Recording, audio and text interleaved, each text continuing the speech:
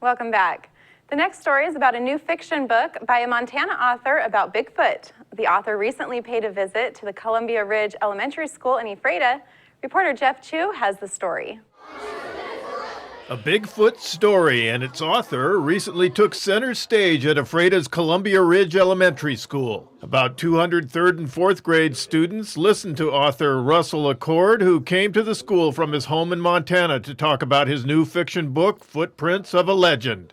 The book is one of a series of 3 stories about an unwilling captive who is submerged in the wild and secretive world of the legendary Sasquatch creature.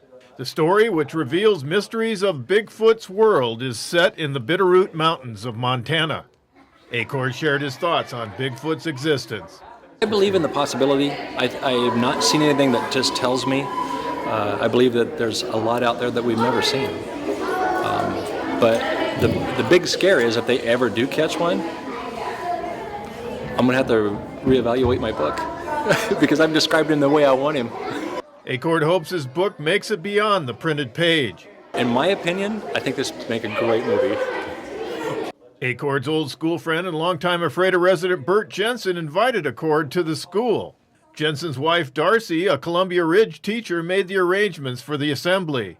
Bert Jensen explained why he thought it was a good idea to let students see and hear Accord talk about writing. We went to the same school over in Arlee and just knew he was an author. Went to school in Ellensburg and got reacquainted with him, and then he's been working over in Quincy, so thought it would be fun for the boys to see a manly man author. Darcy Jensen, who teaches 4th grade at the school, made the arrangements to bring Russell Accord to the school.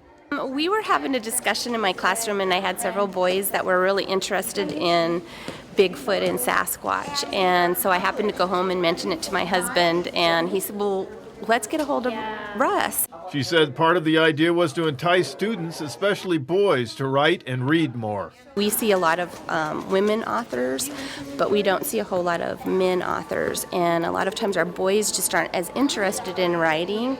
And so we felt like this was a good opportunity for our boys to see that men actually write as well.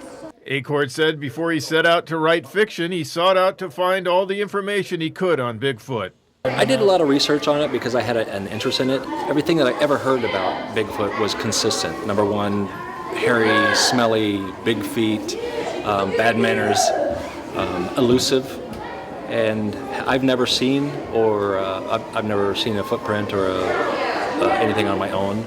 But taking that format and being able to take all the consistencies of the stories that I've heard and create my own character and build this story based around that. After his talk, students lined up to buy Accord's book and have him sign it. I'm Jeff Chu for iFIBER 1 News. Rounding out this week's news coverage is a story about the Moses Lake High School Molohites, who returned this week from California as national champions. Reporter Devin Higgins has the details.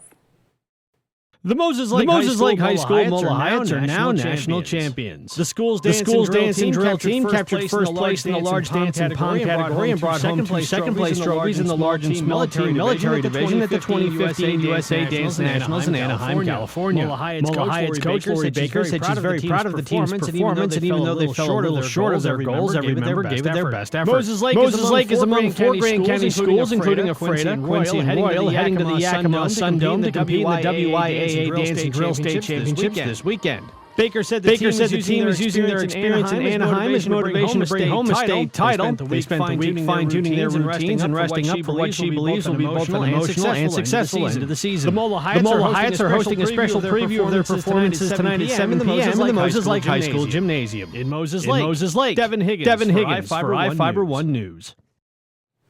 That wraps up our weekend edition. iFIBER 1 News will be back on Monday at 5 p.m. with the latest news from around the Columbia Basin. Thank you for watching.